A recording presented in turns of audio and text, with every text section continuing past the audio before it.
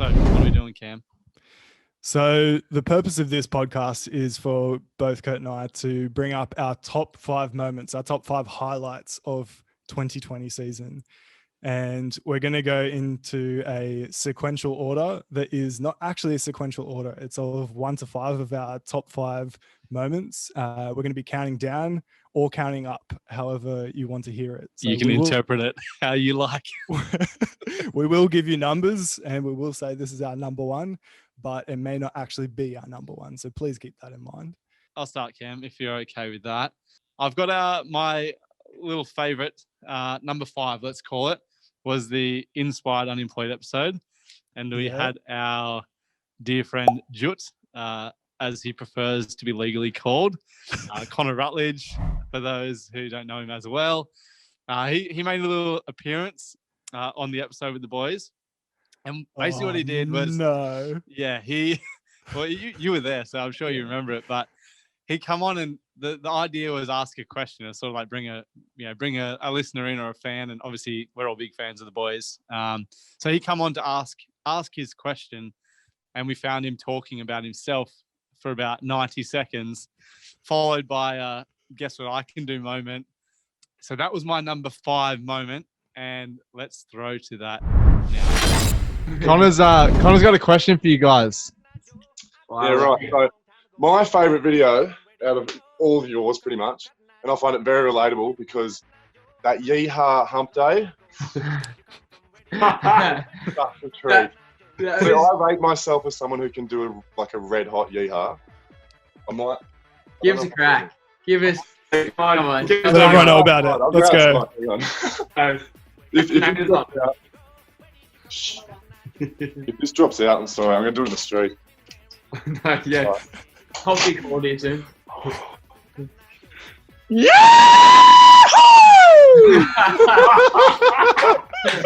That is good. That is really good. We'll get you in for the next one. We'll play you in. 100%. It's the pipes that I've got. It's like the 8-foot long neck that I own. That really helps that. Oh my God. That was more of a statement, Jut. What was the question? That's it, he hangs up. That's all I'm saying. That's it. He honestly just wanted to talk about himself. He didn't want to. I don't know if you guys know, but I can do it really well. Anyway. Yeah. Connor can do it.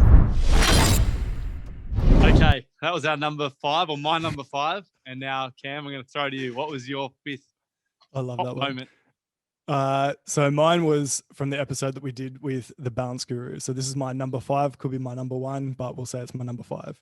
So this was one quote throughout the episode. He threw down a lot of great quotes. So Balance Guru, Travis Horn, as his name is. And I'm going to keep this short and sweet, but the quote that stood out to me the most, and still I honestly think about it probably every single day or every second day, is anything other than nothing is something. And I feel that this quote applies to so many different areas in life. And I've told so many different people about this one particular quote. You can apply this quote in many different areas of your life. If you don't want to work out, if you don't want to do something, it's all about taking that first little step. So let's hear it from the Balance Guru himself. And here it is.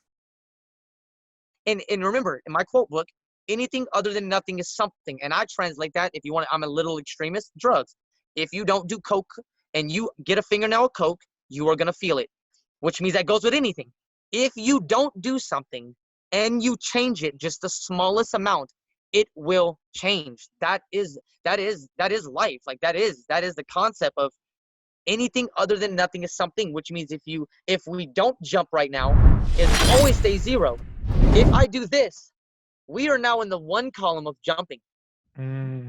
So anything other than nothing is something is powerful for this, because it gets people to actually go do something, which means anything other than nothing is something, which means if I say go work out, did I say go run 10 miles and throw up and pass out and go to the hospital? No, I didn't. No. Even if you run from here to there, like you are measuring on your own scale. Like you either don't do it, which is always 0, or you even run in place a little bit. To me, that's something. Like we're there. Like we're there.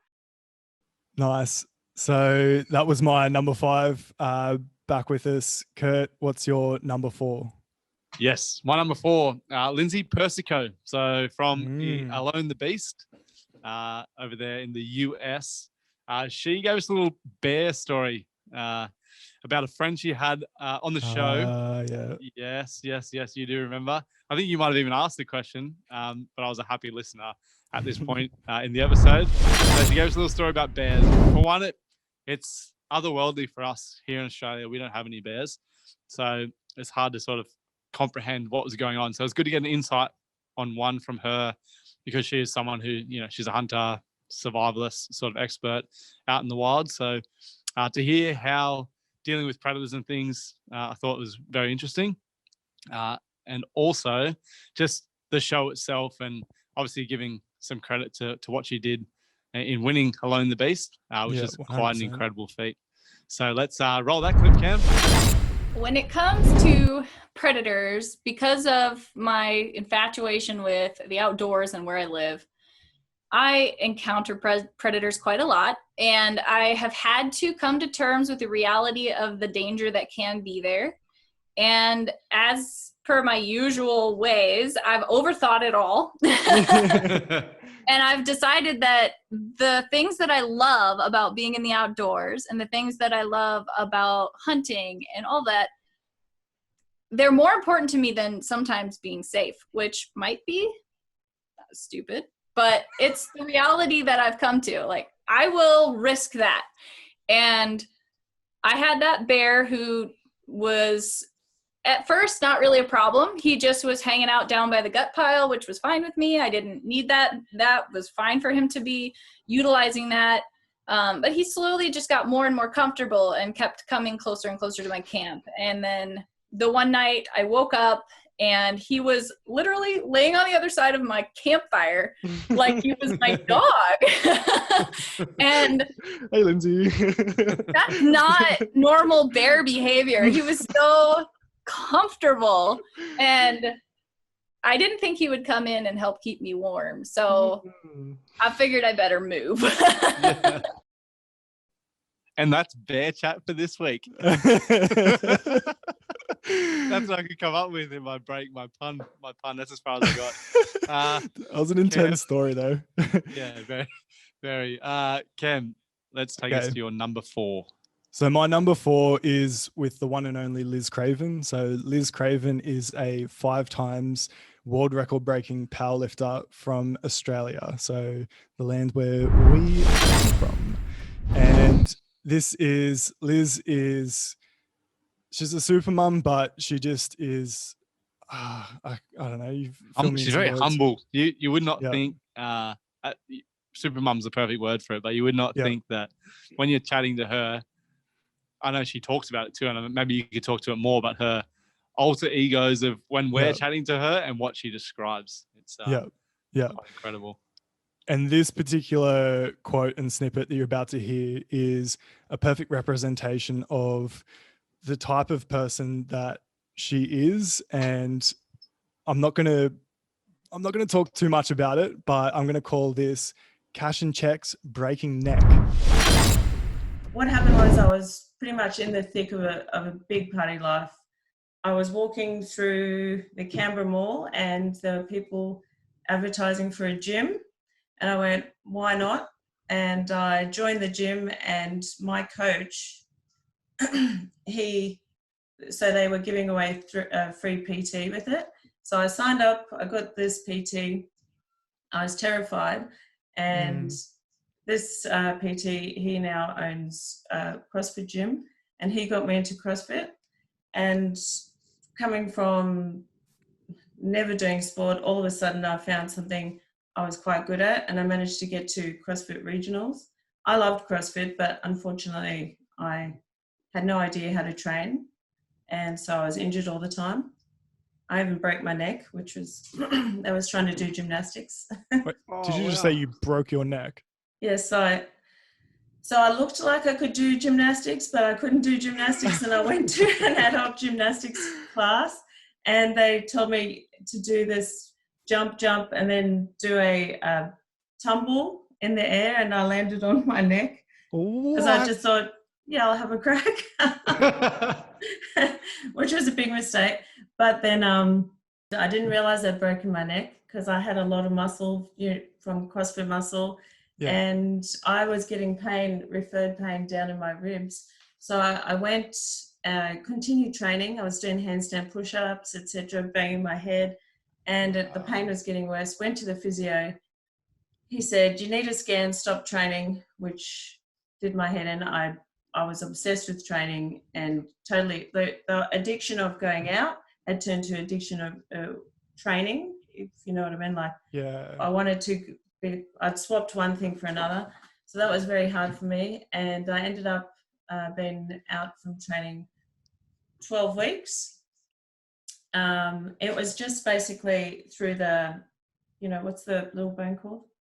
Vertebrae? Which one? The spinous process. That's the one. I was about to say that too. Yeah, sure you were. And so it healed and it was fine, but eventually when I was squatting, it was the first time I ever squatted 140. That same area, the nerve got flattened, and I ended up not being able to press for about 3 months. So it was coming from that same injury. So I've had to do a lot of rehab over about 4 years to try and get that back in. All right, we're back, and Kurt, we're going to go over to you for your number 3, and tell me what it is and why it's your highlight. Okay, so my top 3 was very hard to choose, but what I've got in third place at the moment in no sequential order. No sequential order, but third place. It's a nice round in the middle number. So it was a moment. It was very embarrassing for me because I had said this in the point of studying up for the podcast with the Mind Muscle Project boys. And the amount of times I said to myself, and even Cam, I said it to you in pre-chat, is don't call Ralph. That's all I was thinking. Don't call him Ralph. Don't call him Ralph. Don't call him. His name's Raph. His name's Raph. Yeah, Raph. And as soon as we got, like, even I think pre-chat, I was calling him Raph when we introduced ourselves and said, hey, whatnot. And then we got into the episode, and like a absolute professional I am, I come in with introducing them. That's like, and I just straight away, there's Ralph out there. And I tried to pass by and let it slide, just windle on with it. And I got pulled up very quickly. Lockie spotted it straight away, and he did not give me any grace for being an inexperienced podcaster. He pulls it up and he goes, I expect that from some of like the American podcasters when we talk to them. But to hear it from you, and he just grilled me, and I loved it. It was good banter. I actually thought it made it quite. I guess it took the pressure off me after that, because I couldn't get much worse than calling someone the wrong name, and we weren't going to retake it or do anything like that. Yeah, straight away out in the open. So I was like, let's just move on with this. But I just loved that he grilled me. It was just such a good learning moment. And it was obviously funny. I didn't mind being the center of the joke. So that was my one. So listen here, buddy. Yeah, exactly. So let's take a listen back to that, and please feel sorry for me. Sweet. And boys, do you have any more questions before we start? Good to go. No, let's rip it. Sweet. Righto. Let's go. How exciting. So firstly, I'd like to welcome our guests today, Lockie and Raph from the Mind Muscle Project. Boys, welcome. Thanks for having us. Guys. I'm glad you called him Ralph because I know. Cameron and I had that conversation. Cameron and I had that that always conversation happens in America. In America, every Didn't expect it on an Aussie podcast. Yeah, I knew it too. I knew it. Don't worry. And as always, Cam, welcome. Thanks, and welcome, Lockie and Raph.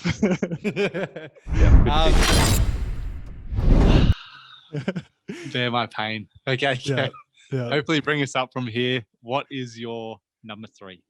So my number 3, and I'm placing it at number 3 to grab everyone's attention, because I think this has nothing to do with advice. This has nothing to do with, great content. I guess it was great content, but we're interviewing elite athletes. We've been interviewing people from across the world who had done some pretty amazing things, like a lot of physicality feats, I guess you could say. And this one is with Mark from Auntie Donna. Remember that episode with Mark from Auntie Donna? I definitely do remember that episode. Yes. And for anyone who hasn't watched it, fair warning, there's a lot of language in that, and it's just great. It's a lot of just guy chat, I guess you could say. So lots of guy chat. One part of it that stood out to me because of how much of just a change in conversation it was to what we had been doing. And this segment is called Sneaky Places to Hide Your Cum.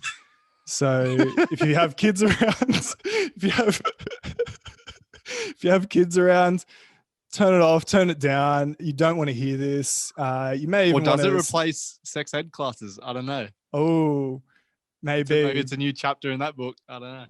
Because it also talks about his mum changing his bed sheets, and it gets graphic. So prepare yourselves for this. This is a complete change in conversation, and enjoy Sneaky Places to Hide Your Cum with Mark from Auntie Donna.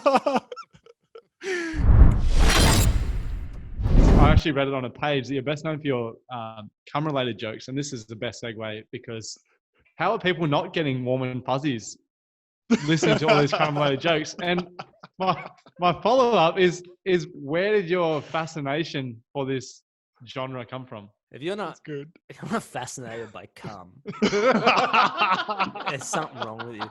The little baby juice that comes out of your dick when you touch it too much. Like how is that not just the most it's weird, and it gets, when steam gets on it just changes. Like it like goes all fucking, sometimes you can just have it on your leg for a week and you didn't know. Like it's sneaky. It's the only liquid I know that's sneaky, that comes out of my body. Like it's fascinating. But I mean, there's two big early things I did about cum. One was the Found Out I'm Gay sketch that dabbles in cum, but doesn't fully commit to it because it's about other things, and there's lots of different things. Cum is one shade, if you will, amongst the other colors of that sketch. That was a great video, by the way. Thank you so much. There's another series of videos I did, not well known. It was the first time when we first went, all right, we're going to divide up the Facebook, or we're going to divide up the social media so everyone has a week, right? Because in the early days, anyone just posted whatever they wanted. But then we're like, okay, that's a bit much. Now it's going to go, we're going to have a roster. It's going to go Mark's week, Zach's week, Broden's week, Sam's week, whatever. We're going to rotate. Yeah. The first time I got given my week, I really went for it. Don't so much go for it anymore, but I really went for it. And I made 3 series of videos called Mark's Favorite Places to Hide Cum. And I did a little song for it and a little intro. And it was just a little thing about where you put it. Because I remember in Big Brother season 1, them talking about, we don't talk, or like a girl was like, where do you put it? Where do you put your cum? And they were like, it's a secret. It's a secret. We don't tell. And I was like, why is it a secret? Why shouldn't we talk about this? I've always had that in my head since the year 2000, right? So I did a little thing about places to hide cum based on personal experience and stories from friends. Because it's fucking funny, man. Like, where do you put this goop? Like, where do you, like, and sometimes you're not thinking about it. Boys can be very dirty with it. Young boys can be and I was very dirty with it when I was growing up. It was very, very disgusting. The things I did. And now in retrospect, knowing unequivocally that my mother, who had to wash my sheets, knew, like, she had to have an idea of what was going on. Because to be a little bit graphic here, for most of my life, as soon as I got a double bed when I was a teenager, which was around about the same time as I started playing with myself, I had a double bed. I'm only one person. I don't need one whole side of my bed. So I would just roll over and come on that side of the bed and then sleep on the other. Perfect. And so there was just these horrific pools of cum. And at the time, I'm like, that's fine. That's what you do. And now I look back on it now. I'm like, that was fucked up, man. My poor mother. Yeah. That's some funny shit. Yeah. And my I don't know. I guess what I always find the tragic quite comedic. Like I always try and turn the awful things that happen in my life into comedy, and the awful things I've done, stupid things I've done, things that have embarrassed me into comedy. So that's kind of where that comes from as well. Yeah, I was just sweating on that side, Mum. It's the salt crystallizing. Yeah. It's That poor woman. That poor woman. She knew. She breaks knew. your sheet in half. I guess denial can be a powerful thing, you know. Maybe she was just like, I don't know what she thought. She knew. I either apologize or you're welcome for listening to that. So depending on what side of the fence you are, yeah, you're welcome. You're welcome. And also a big shout out to Mark and the Arnie Donner troupe, because one part of the episode, towards the end of the episode, Mark mentioned that they had a big thing coming out, and he couldn't tell us coming out, pardon the pun. He couldn't mention what it was, but if you go over to Netflix and you search Auntie Donna's big old house of fun, you'll not regret it. Yeah, you're welcome. So, yeah, you're very welcome. Yeah. And yeah, it's very funny. And all right, Kurt, over to you for your numero 2 highlight. What is it my deuces. and why? Yeah. Okay, so my number 2 is Kari Pearce. So I would like to mention, first of all, that this one has sort of been subsided again, but in 2019, she sort of talked us through the moments where she beat the whole field at CrossFit Games in a famous girls workout, Mary. So, you know, beat all the big names, the Frasers, the Tia Claires, X, Y, and Z athlete. Doesn't matter who they were. She beat them. Yeah. Which is crazy. It hasn't happened too many times where a female athlete has beaten everyone across the park. So that was an insane thing to hear her talk about it, and how, you know, Dave Castro was obviously like frothing that she won the workout. Yeah. But then what made it even more special? Praise, hey? Yeah, she did. Yeah, he did. And what made it probably even more special, and why it's ranked probably even higher today, is that in the 2020 games just gone at the end of last year, she goes out and she beats everyone again in the final event. Yeah, so beats all the guys and girls and just kills it again. So just like not proving it's just like a one-off fluke. She was in the moment. Like, this chick is a weapon, especially at those bodyweight workouts. So let's throw back to her talking about her 2019 experience. Mary is a 20-minute AMRAP. You have 5 handstand push-ups, 10 pistols, and 15 pull-ups. So when the workout came out, I mean, me and my coach were super excited. I'm a gymnast specialist. And when the workout came out, I was like, oh, this is going to be great. But still, you don't want to like get ahead of yourself and be like, I know I'm going to win this workout, because there's so many phenomenal athletes that are great at everything. And it's like, you know, you're going to be one of the best, but what is it going to take to be the best? So me and my coach sat, we kind of talked about strategy, and he's like, let's start off with strict handstand push-ups. You can do 3 rounds of that, and then you can switch to kipping if you want. Like, let's start off fast and like at least be in that top little pack, if not in the lead, after those first couple rounds. I was like, okay, sounds good. So then in the 4th round, I decided, I was like, okay, let's switch to kipping handstand push-ups now. I did 1 and got a no rep, and I was like, this just seems like more work than the strict handstand push-ups. I'm just gonna go back to strict. And some people were just like, how does that even make sense? Like, you just like decide like, oh, okay, I'm just gonna do strict. I was like, well, first of all, I got nice short arms. I got these like cantaloupe shoulders is what my doctor calls them. So I'm like, well, you got to put them to use when you can. So I was like, okay, just, you know, crank through those. And jumping up to the pull-up bar. So I pulled some broken for the first, I don't remember exact number, but like say 5 rounds. Then I jumped up and my calf started cramping, and I was breaking them up into 2 sets. I'm like, shoot, I need to stop breaking these up, because the more I have to jump up on that bar, the higher likelihood that my calf is like actually gonna cramp. So it's like, just toughen up, just do all the pull-ups unbroken, you'll be fine. So because my calf was cramping, I just ended up doing the pull-ups unbroken, and I was able to stick with that through the rest of the workout. And like when I did my interview after in the, I think it was Nikki was like, so you just said I'll do the pull-ups unbroken and then that's it? And I was like, I didn't think about how that sounded when it like came out of my mouth. I was just gonna ask that. Yeah, it was like one of the things like like probably some of the other girls would be like, oh yeah, I just figured I'd go clean 225, like it was nothing, whatever. And for me, I was like, oh yeah, I just figured I'd just go unbroken, like why not?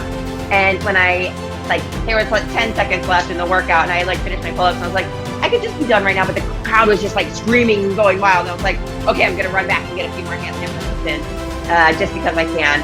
So that was definitely, obviously, the highlight of my 2019 games. I don't think Dave could have wrote a better workout for me. And yeah, for him to come up right after and like be like, you know, you just beat all the guys with that, and like gave me like a fist bump. I'm like,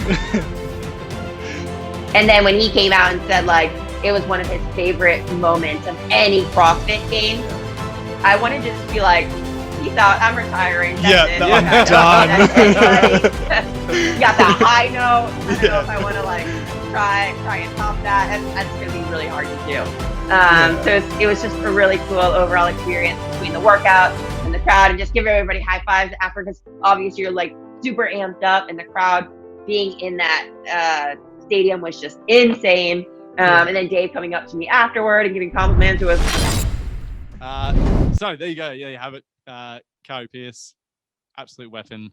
Nothing more needs to be said. What an athlete. Cam, what an athlete. Exactly right. Nothing more needs to be said except what an athlete.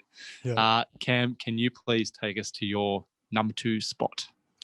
So my number 2 spot, in no particular order, but as number 2, we've got Gracie Kramer. So this episode was pretty special because I think for a lot of the athletes that we've interviewed, we've been following for quite some time, and there's always a specific thing about that athlete that stands out to us. And with Gracie's a gymnast over in the States, and if you haven't listened to that episode or you haven't seen Gracie perform before, just type in Gracie Kramer Perfect 10. So one of that particular routine really stood out to both of us because of its like dark, eerie, horror kind of theme. But at the same time, it also had just sheer athleticism, and it was just finesse. Yeah, finesse. But there was something deeper to that routine, and there was something that you could tell that it was coming from a place of somewhere else.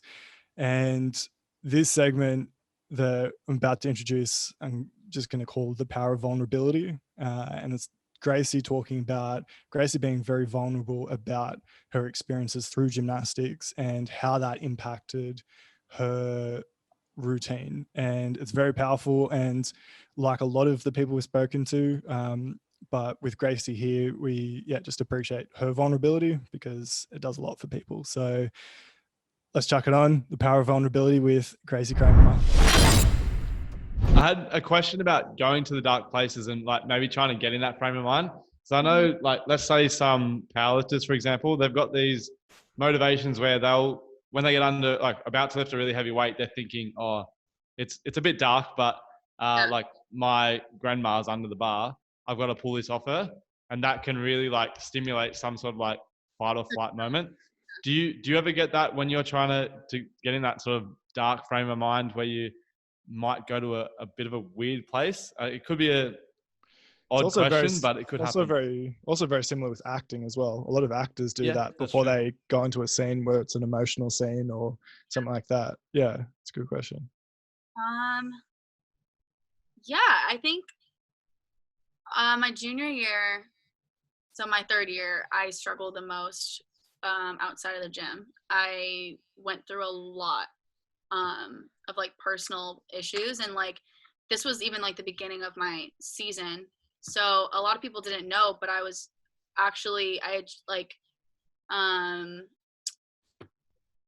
basically struggled with anxiety and depression for 6 months. So the entire season. And I dealt with it on my own. My teammates didn't know about it. Like my coaches didn't know. And I kind of channeled those emotions and those feelings into my performance, I think. And I did it kind of subconsciously. And that's, I think, the reason why I felt so passionate when I went out there, because I was just, it almost like released from all of these fears and anxieties. And I used it as an outlet to basically kind of empower me and make me feel like I was unstoppable and untouchable. And it's really fun to act out a different character because you don't have to be yourself. And when you don't love yourself at the time, it's really fun to be something else. And so I just like kind of went with it. And my last year I was at UCLA, I ended up taking it from a different standpoint and just using all of the experience that I had at UCLA and trying to like form it into one performance. And that was the perfect thing. It was like I struggled with these things and it was all in my head and no one even knew about it. So, it's just like, and especially with suicide prevention, like I'm very passionate about, I know a lot of people that struggle with depression, and it's so sad to me that no one even knows about it half the time. And some of the happiest people, are the ones that really do take it one step further. And it's so sad and scary to think that like we have no control and we don't get to know those things. So, but I love that I'm now given an opportunity to like really voice that, because no one really knows the behind the scenes stuff, and they don't know the dark stuff that happens, especially for an athlete who holds themselves to a really high standard. I never let myself down. I never let people see my vulnerable side. And it wasn't until my last year that I realized that vulnerability is actually really powerful, and it helps people really gravitate towards you. And it connects people because then they realize, I've been through something like that, or I struggled with this, and I don't feel so alone, or I don't feel so helpless now because you've been through something like that, and you came out the other end and were successful, That was deep. So over to you, Kurt. What is drum roll? Brrr, insert cool drum roll sound here. Yep. Maestro. My number one comes from probably one of my favorite. It was our only 2-part episode. It was, yeah. Yeah. So we did the first one, and we were just like, we need to fit way more in. We need more of this guy's time. Whatever it is, if he gives us another 5 minutes, we'll take it. We're just living off everything he was saying. Because he's such a great storyteller, and we had a whole bunch of prep done before and stories that we wanted to cover within his life. And by the end of the episode, we're like, oh crap, we're not even halfway through. We weren't halfway. No, crazy. So, yeah, and the fact that we had that second part to it, and he did come back. It was like a month or two later or something. Yeah, that meant a lot. It did. Yeah, top bloke. I think that's why he takes a little special place in my heart for number one. So Marcus Smith, absolute legend. He is an ultra athlete. He's thrown his hand at a few professional sports, rugby, CrossFit included. But his ultra mindset talks that he does, big corporate events. The 4-step pillars in that we found super enthusiastic and uplifting. I just want you to not have any excuses and walk out the door and just run 100 Ks if you have to. You're so like fired up after listening to it. So I'm going to leave them for the snippet, and bear in mind it's a bit of a longer one, but I want to draw attention to one of the pillars being admin.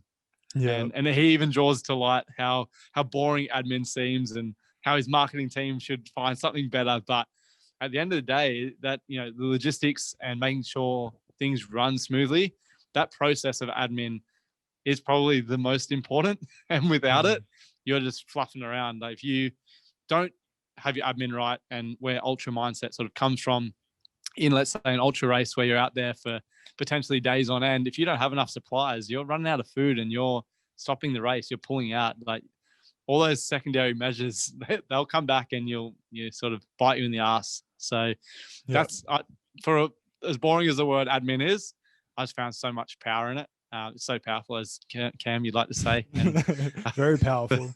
Yeah. Word of the day, word of each episode. Cameron Muller, you're welcome. I stole it. So let's run this clip and be prepared.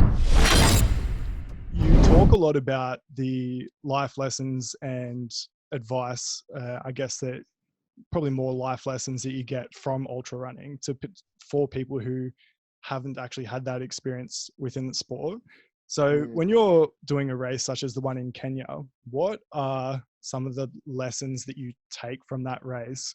When you're eating dehydrated food, when you're going days on end with just being in this pain, hurt kind of place, and this discomfort of a world that I guess you would be in.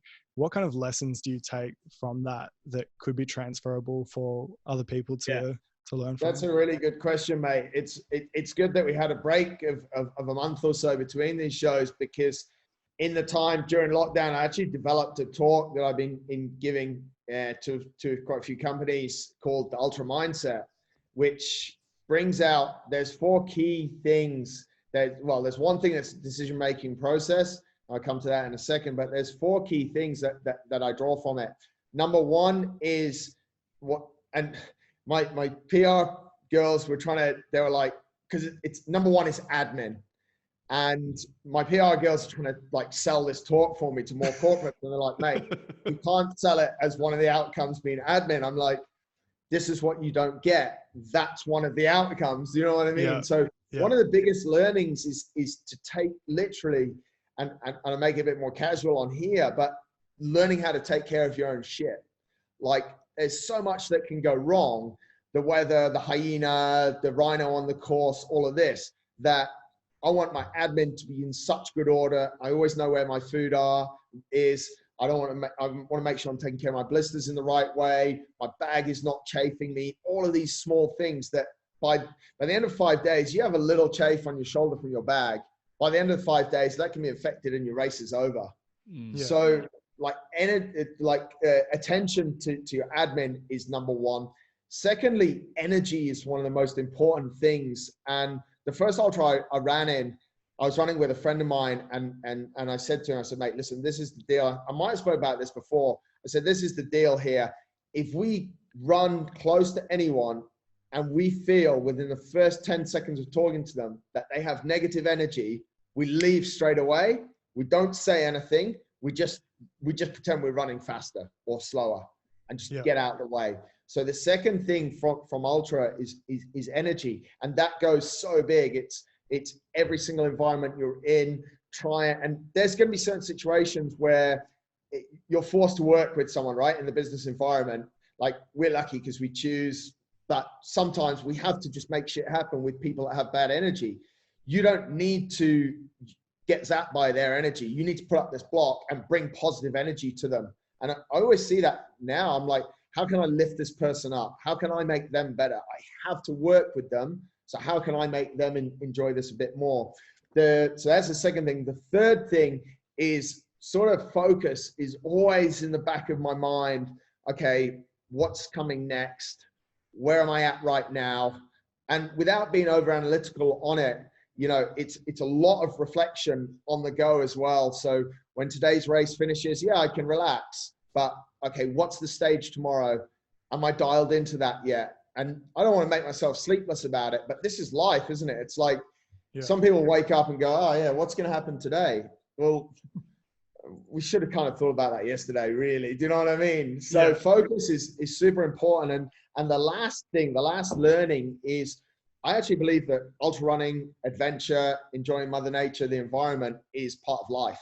And that's my 4th biggest thing from it. Like these things are life. They're us living, they're giving us life experiences. And this is life. Like life is not like being bound up in an office, being sat in the city the whole time. I know that's important and it's very rewarding for some people, but we're on this amazing planet. Like living is going out and seeing it. And that might only be for 1 week a year or 2 weeks a year, but it's really important that you do it because you get such a new energy and a new perspective. And it's just, we're removed from the environment we're in and put in this crazy environment, and we're just forced to see things different. So, and that was the man, the legend, Marcus Smith, with admin, and all his other you can't get past words, that. Let's come back. Let's talk about admin for 5 more minutes. See if we can bore people more. But no, still, I love admin, and I will continue to love admin. Makes it sticky. Same. Stop making fun of me. It was powerful.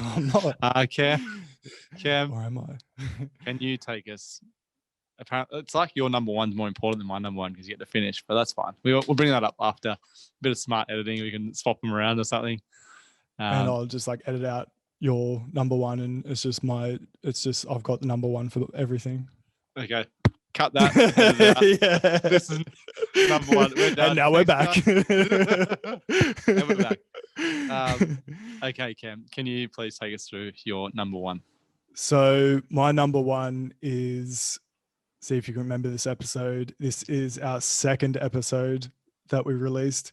It's with Matt Hall. Matt Hall was the 2019 Red Bull Air Race World Champion. And the one thing, there was actually, I listened to that episode about 3 times because Matt was just dropping wisdom bomb after wisdom bomb. And one of the ones that really stuck with me in a very similar way, what's interesting is that the Marcus Smith one was your number one, is that Matt Hall, he has this, it's like a process, and it's called he calls it the 4 steps to a successful outcome of any event, which is interestingly similar to Marcus Smith's. And I won't talk too much of that. Right issues. But one of the interesting points that they talk to, so Marcus talks to the process of admin, but Matt also talks to planning being his second step. And that, you know, I'm not saying who's better or anything like that. You know, who's got the second step is planning and one's got admin. Or who's got the number one spot right here, but still neither are sexy versions of the term either. Yeah, There's no way you can make them pretty, but we can see why they're running into this problem with their marketing. So yeah. So maybe shoot us a DM or something like that if you've got better ideas for planning or admin. But anyway, that's enough talk from me. So tune into this next clip. It's the 4 steps to a successful outcome of any event with Matt Hall. For any event, there's four parts to it to have a successful outcome. You've got the preparation phase, you've got the planning phase, you've got the execution phase, and then you've got the debrief phase. And everyone thinks preparation is going to be like, okay, we're going to go on a flight, let's start preparing it. That's planning. Preparation is a lifetime. So preparation for me as an aviator started when I was 2 years old, turning up the planes and my dad saying, don't go near the propeller, it'll kill you. That's the start of my preparation to be a world champion pilot. So every day that you're out there doing something, you don't even have to be flying a plane, or you don't have to be on the footy field kicking a ball, you don't have to be swinging a tennis racket. Preparation is how are you dealing with life in general to deal with ups and downs and, you know, things not going your way. Are you gonna throw the racket on the ground, or are you gonna go, right, there's a learning aspect, you know, no matter what it is in life, it doesn't have to be related to the sport. So that's preparation. Planning is now about how you go about and do the event itself. You know, what are you going to do on this particular game? You know, what's the weather? What's the sun? You know, what are the winds? What are the field conditions? You know, what are the distractions that are going to be out there? What's the opposition like? Where are their weak spots? That's planning for the event. The execution phase is then you go, right, I've done everything. It's time to stop worrying about what can go wrong, because in the planning phase, I listed what the threats are, how we're going to recognize when things are going off the rails, and what are we going to do about it. And, you know, you actually then know it all. The execution phase is now where you get your bucket and you empty it out and you put it on the table and you go, righto, I've got as much capacity as I can possibly physically have for me today. The bucket's empty and I'm focused and nothing else. I can't see the lady in the grandstand. I can't see the crowd over here. All I can see is the player that's in between me and the goals, or I can see the chip on the paint when I'm taking the kick. Nothing else in my life matters, and that's called the execution phase. And you have to have routines to get yourself into that execution phase so that the bucket's empty. If you walk onto the field with your bucket full, it's going to be a horrible game. Yeah. And then the last part is the debrief, is like sitting down afterwards and going, righto, how did it go? You know, and you know, understand the good, the bad. You never have a perfect game, so you're always looking to improve something. If you've had a bad day, you've already kicked your ass enough. So in the debrief, look at where you can fix it, but don't continue to kick your ass. You know, if you continue to kick your ass, that goes into that spiral, and then you're throwing your tennis racket. So look at what you can learn from it. look at how you can be better tomorrow and give yourself a pat on the back for going, you know what, today sucked, but I can't wait for tomorrow to go out there and show everybody that I'm better than that. And that's your motivation to jump out of bed the next morning and go, look out, world, here I come. I'm going to show you I'm better than I was yesterday. And that's the cycle I think you can always do to improve yourself, no matter what the sport is. If it's a pilot, be safe, be better. And yeah, that's what I go out there and tell people. And we're back after the number one of the top 10 countdown from both of us. It was a top 5 of a shared number 1 spot. I'm going to get in there. Planning. All right. So planning versus admin. You drop your votes in now. Yeah. Let us know what's better, planning or admin. You don't have to pick favorites, but if it's planning, let us know. Suck up. You need all the votes you can get. So of course you go down that route. Anyway, we just wanted to say a quick last few things. One, we're just going to kind of riff this, but one is that we're super grateful for anyone who's listening. Still listening to this part of the podcast right now. You are the number one. You're an OG. You're a legend for listening this far, and we hope you're getting value. We're hoping that the content that we're putting out is striking a chord with you. Let us know what is. The more you let us know what is striking a chord, what you find interesting, what you find funny, entertaining, anything. Yes, just let us if you know. want a guest. Yeah. Yeah, if you know a guest. Speaking it's easier when we have someone who knows the person than reaching out ourselves. Speaking of guests. Oh, yes. Did you have anyone in 2021 that now that we're into a new season? I'd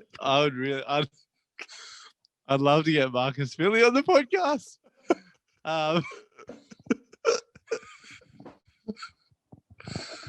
If we can get him, that'd be amazing. I'll set that goal for December 2021. If it happens before then, I guess you can just judge how well I'm accomplishing my goals for the year. And I wanted to add, if you are listening this far, as Cam said, you are the best. You are the OG listeners, and you can reference this, and he will 100% follow through. You mentioned you made it this far in the episode. Cam will give you a gold coin. That's our word to you. I will give you a gold coin for everyone who makes it this far. Send me your postal address. No, send me your postal address. They need a password. Admin.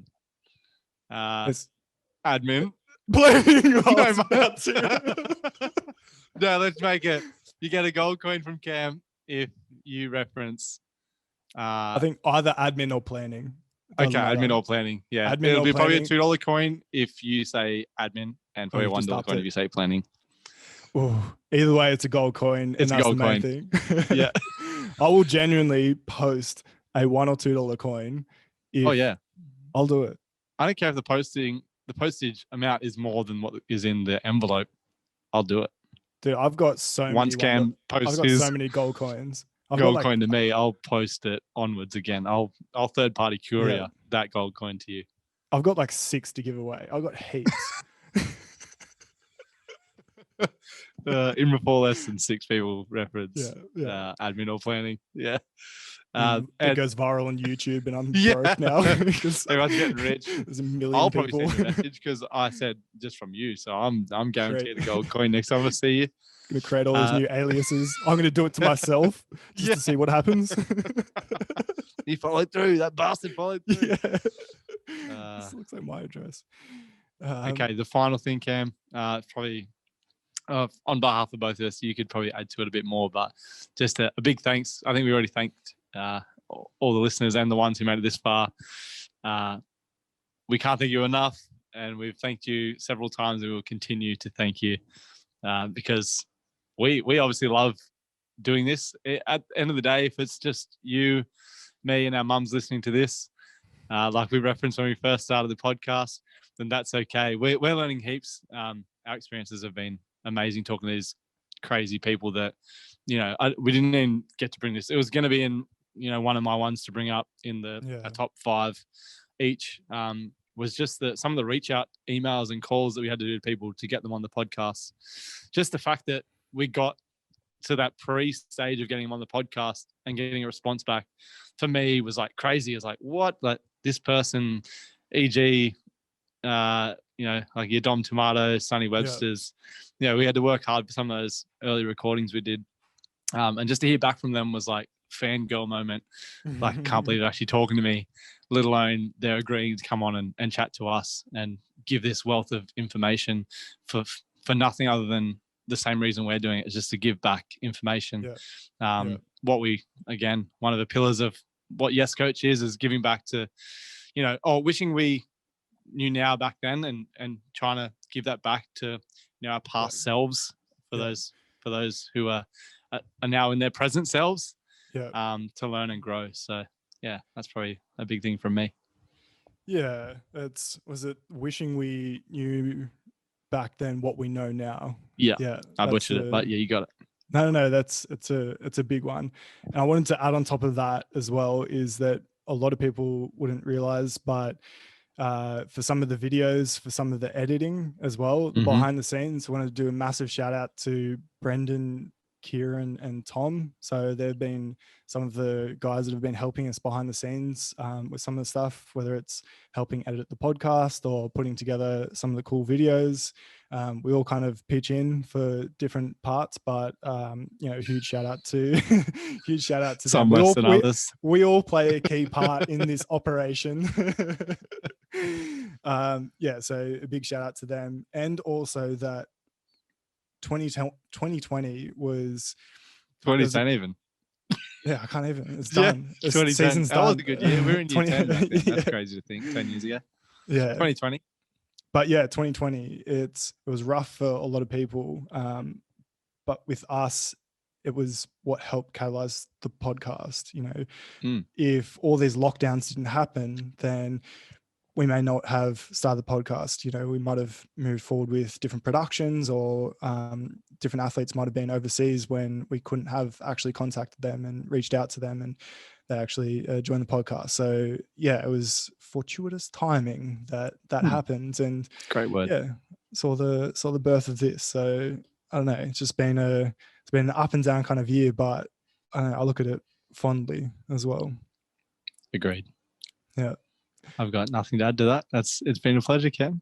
It feels like we're breaking up, and it is currently recording. No pressure on turning this out into a video soon, but it's the 18th of January 2021. So we are on borrowed time.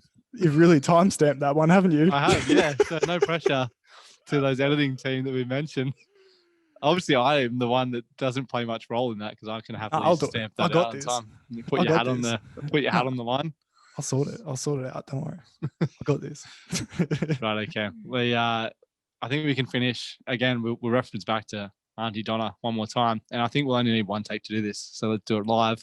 They have their 3, 2, 1 clap in before they go on stage. A little trick Mark taught us, and something we've been perfecting. I'm going to talk up a big game here, because confidence is key. Exactly. And we've got this. So let's take out 2020 on the 18th of Jan 2021 with a wrap up. 3, 2, 1. Ooh!